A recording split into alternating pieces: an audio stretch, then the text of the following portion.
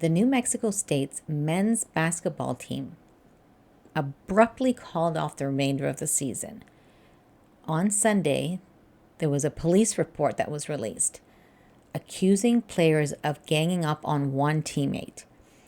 The police report alleges false imprisonment, harassment, and criminal sexual contact.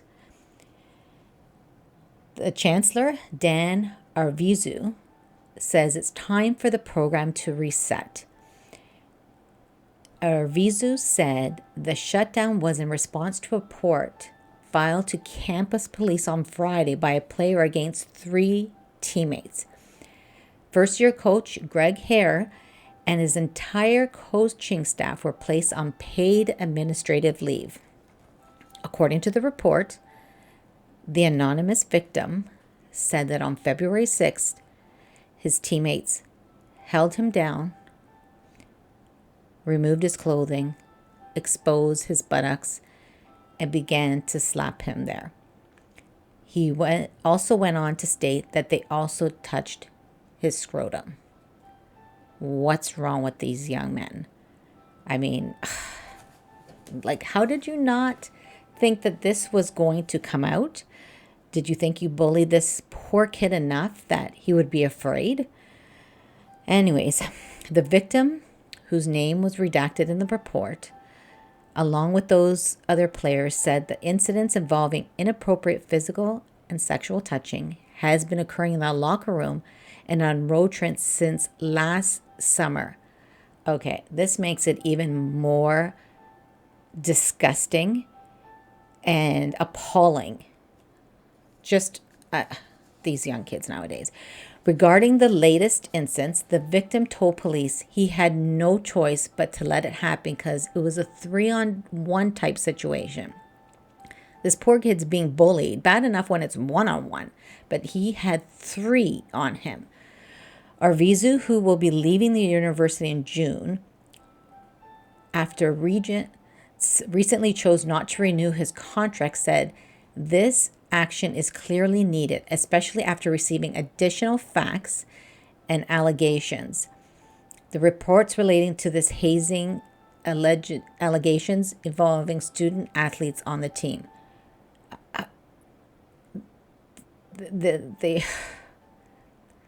I'm at a loss for words of how some young boys, men, think that this was okay to do. Do they not understand the long-term effects that this could have on a young man?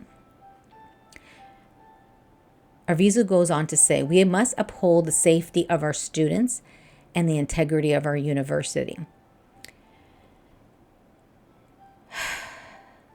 The program he later suspended once this all had come out.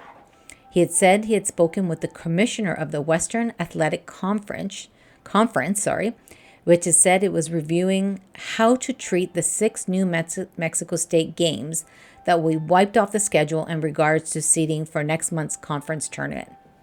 Pretty easy to me. They don't get to show and they lose. Sometimes a couple of bad apples ruin the whole lot. And that's what, in my opinion, needs to happen. They need to understand there's consequences to your actions. The reports of the victim went to the campus police to report a possible assault, but didn't want to press charges at the time. And I wonder why. He probably thought that they were going to come at him again. Hazing is a despicable act, and I totally agree. It humiliates and degrades someone and has the potential to cause physical and emotional harm or even death. Yes, because we all know that unfortunately some young people, when this stuff happens to them, they think there's no way out and they take their own lives. Arvizu says, sadly, hazing can become part of an organization's culture if left unchecked. I would be interested to know if this was the first time that he was made aware of these allegations, since it's been happening since the summer, or did he kind of, let things go, or, boys will be boys, because unfortunately that also happens.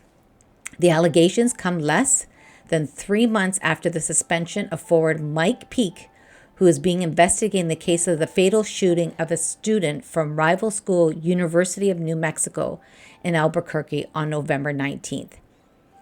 Peake had not been charged in this case, which includes state police stopping the team bus on Interstate 25 as it was headed back to Las Cruces shortly after the shooting. Missing from the bus were Peake and 3 of his teammates who had taken him to the hospital with an injured leg. New Mexico State finished the season at 9-15 with only 2 conference wins in 12 games. They're scheduled to move from the WAC to the Conference USA next season. I say leave them there.